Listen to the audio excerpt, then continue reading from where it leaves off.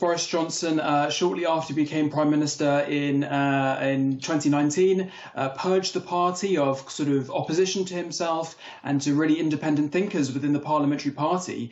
And of course, we know that in December 2019, Boris Johnson won a huge parliamentary majority of 80 seats. So the fact that just 2.5 years after that election took place, he's facing a vote of no confidence is really an indication, I think, of his total lack of ability to actually govern in a kind of competent sense, but also his sort of complete inability to maintain the most basic standards required of anyone in the office of the Prime Minister.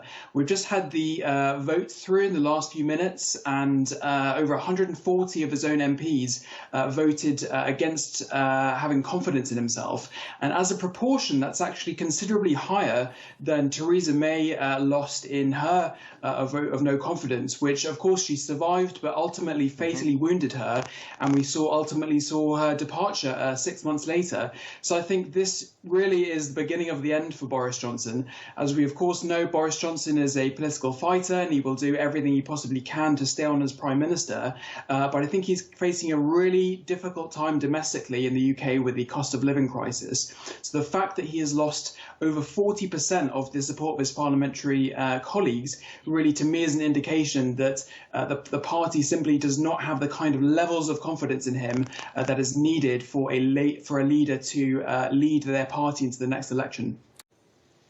Well, I think there's two very important issues when it comes to Partygate. The first is the issue of what actually took place in Number 10, which, as we know now, there was an internal investigation that took place from the Cabinet Office led by civil servant Sue Gray, and of course there was a Metropolitan Police investigation. There were multiple law-breaking events that took place, and these weren't just sort of borderline issues of was it okay or wasn't it. This was brazen law-breaking at the heart of government at a time when, frankly, all anyone was talking about in the country was the fact that you were not allowed to go about your daily lives, and the fact that you weren't allowed to even go to funerals of your loved ones or hold their hands as they died. So of course, that's an issue that is so important to so many people. And so of course, the fact, if you break those rules and you show yourself to be a hypocrite as the person who actually came up with those rules and to break them, I think shows a major issue with public trust, but of course integrity. And the second issue to do with that is actually how Boris Johnson handled the issue around it. And I think you saw it in typical Johnson style. He initially tried to dismiss it. He denied it ever happened in Parliament, but then also did everything he possibly could to try to play down the issue, which of course any leader naturally would. But I think in doing so, it really showed himself to be a person who puts himself above the rule of law. And specifically the fact that Boris Johnson is considered, by so many objective political analysts to have broken the ministerial code, to not knowingly mislead the House of Commons, which he repeatedly did and frankly repeatedly does on a weekly basis through frankly making up all kinds of information, most often at Prime Minister's questions.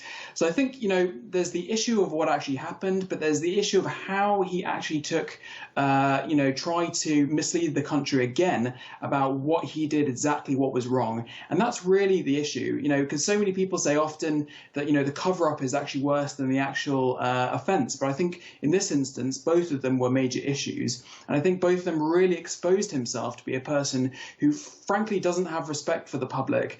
And, in the times that we've had over the last few years, if you don't have respect for the public, if you don't have confidence for the public, I simply can't see how you can claim to lead the country into such challenging times. Is this something that's going to be a damage to the Conservatives moving forward? Is it going to change the way that Johnson governs the country? Well, I think it's a very interesting question because Boris Johnson is inherently scandal-ridden. It tends to be how he kind of rules. His style of government is as a sort of disruptor in the same sense that Trump sort of was.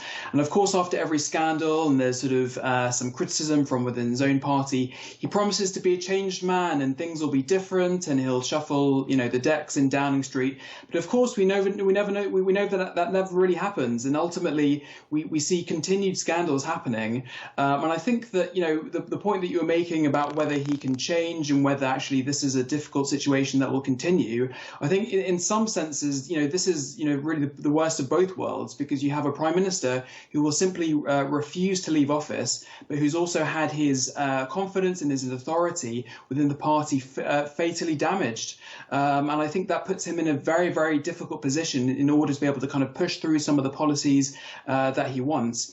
But I'd also say that, we also have to take into account certain things that will not change. The reality is that polls consistently show that 60 to 65% of the public want Boris Johnson to resign. And it's not just on, a small issue of policy. It's on the fact that the Prime Minister broke the law, and he broke it on an issue that was so fundamentally important to the lives of the British people over a period of 2 years. And, those wounds are something that are not easily fixed, and something that will take a long, long time to recover from. So personally, I can't see Boris Johnson coming back from this. He will do his absolute best to, I have no doubt. But of course, he's safe for the next 12 months under Conservative Party rules from another leadership election. But of course, Theresa May was also safe, when she lost her no confidence vote, but the Conservative Party still managed to remove her. So personally, I don't see Boris Johnson is simply able to come back from this because of the issues over that it was involved in, but also because of the extent of the loss that he's had today. What does the Conservative Party need to do as a party, do you think, to gain credibility, or has it now lost all credibility? Yes, that's absolutely right. Boris Johnson was looking for a boost from the Royal Jubilee and instead got booed. Not just at one event, the St Paul's Cathedral event, but also at the concert and the parade as well. Of course, when you have Union Jack waving royalists who are booing a Conservative Prime Minister, that's probably just about as bad as it can possibly be for Boris Johnson. In terms of what the Conservative Party has to do, I think ultimately it has to show that it has accountability mechanisms in place that actually are working beyond the state's accountability mechanisms, which I have to say are very lacking. We are a sort of self-regulatory system where ultimately politicians are required to regulate their own behavior. And, the fact is that doesn't seem to be happening. And so the fact is the Conservative Party, it's on them within their own internal structures to actually try to win back that trust. And if they're unable to do so, and they're unable to do so and replace Boris Johnson with a leader by the time of the next election, I think we're going to have, frankly, major hemorrhaging of support, even more support from the public.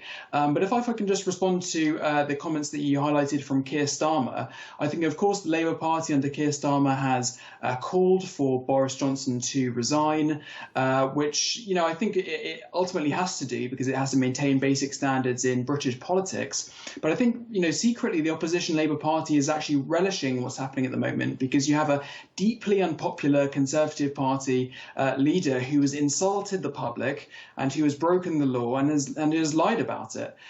So the fact that you have, a situation where that leader is not going away, I think is going to be incredibly good for them. But unfortunately, the reality is Boris Johnson, the longer he stays on in power, is actually worse for democracy. So we have this inherent tension between democracy on the one hand and also trying to kind of serve the interests of the opposition party that, of course, wants ultimately to gain power like any other party.